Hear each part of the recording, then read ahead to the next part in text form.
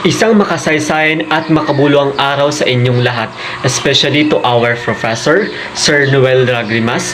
Ako si John Jared Luna at welcome sa ating talakayan ngayong araw. Ang video na ito ay pag-uusapan natin kung paano naging structured ang land ownership dito sa Pilipinas noong panahon ng mga Kastila. Sino ang may kontrol sa lupa, paano ito nakuha at ano ang epekto nito sa mga Pilipino. Tara, balikan natin ang kasaysayan. Before we immerse our discussion, here are our objectives. At the end of the lesson, the student will be able to explain the system of land ownership in the Philippines when Spanish rule, including the encomienda, hacienda, and friar lands. Second, express appreciation for the historical impact of Spanish land policies on Philippine society, particularly in relation to land inequality. And the last one is analyze a visual representation, example, timeline on diagram of how Spanish land ownership policies affected different social classes in the Philippines. Noong pre-Spanish era, wala pang konsepto ng private property tulad na meron tayo ngayon. Hindi pa uso ang land titles o mga dokumentong nagpapakita na akin ito.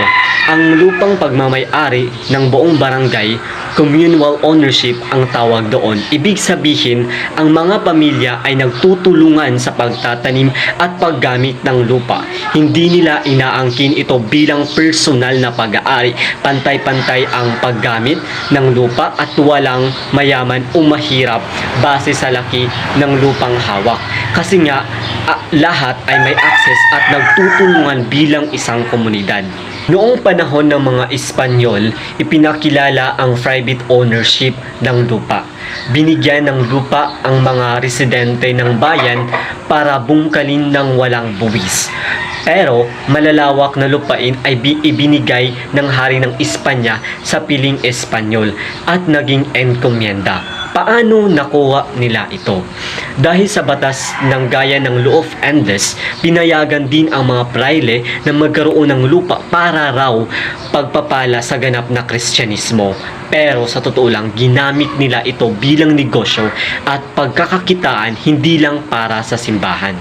Noong panahon ng mga Kastila, inorganisa ang mga Pilipino sa mga pueblos at ang lupaing sinasaka ay pag-aari ng hari ng Espanya. Hindi naging landowners ang mga Pilipino. Sila ay nagtatrabaho lang at nagbabayad ng tributo o buwis sa mga pamamagitan ng ani. Sa ilalim ng Law of Andes, nabigay ang mga Kastila ng lupa sa mga praile, sundalo at encomienderos. Sa encomienda system, naging mapang-abuso ang kalakaran. Sa pilitan ang bintahan ng ani, kompras, vandalas, kaya lugi ang mga Pilipinong magsasaka habang kumikita ang mga Kastila. Sa madaling salita, hindi naging patas ang sistema. Ang mga Pilipino ay nagtatrabaho pero hindi nakikinabang sa sarili nilang ani at lupa. Mula sa encomienda system ay sumunod ang hacienda system. Ano nga ba ito? Ito ay isang sistemang ginamit ng mga Kastila kung saan ang malalawak na lupa ay pagmayari ng mga Kastila at mayayamang pamilya. Pinagtrabaho nila ang mga Pilipino sa mga lupang ito pero madalas ay hindi patas ang sahod o kondisyon. Isa ito sa mga dahilan ng paghihirap ng mga Pilipino at mga rebellion laban sa mga kolonisador. Naging dahilan ng revolusyonaryong pagkawala ng lupang ninuno, mataas na renta at pang-aabuso ng mga praile.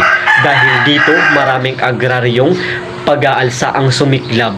Gusto ng mga Pilipino na bawiin ang mga lupa sa mga praile at mayayaman. Kaya't idiniklara ng revolusyonaryong gobyerno na ang malaking lupa ay magiging pampubliko. Ang First Philippine Republic ay isang maikling yugto ng kasaysayan ng Pilipinas na naganap matapos ang paglaban sa mga Kastila. Ngunit nauurong dahil sa pagpasok ng mga Amerikano.